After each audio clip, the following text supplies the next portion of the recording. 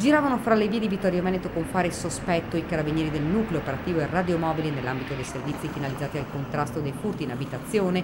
Hanno fermato una macchina, una Renault Megane con targa austriaca. A bordo 3 persone, 2 moldavi di 32 e 37 anni ed un ucraino trentenne muniti di regolare passaporto.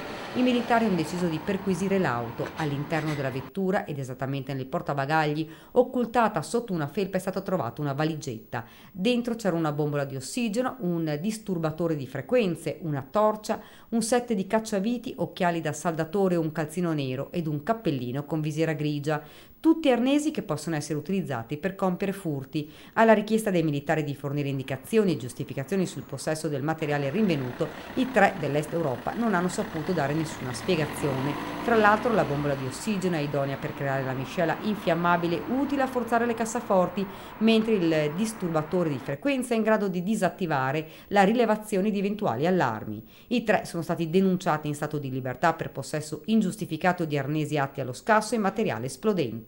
Sono in corso ora gli accertamenti dei carabinieri per verificare se il motivo della loro presenza a Vittorio Veneto fosse finalizzata ad un sopralluogo per furti da mettere a segno o se invece ne avessero già compiuti.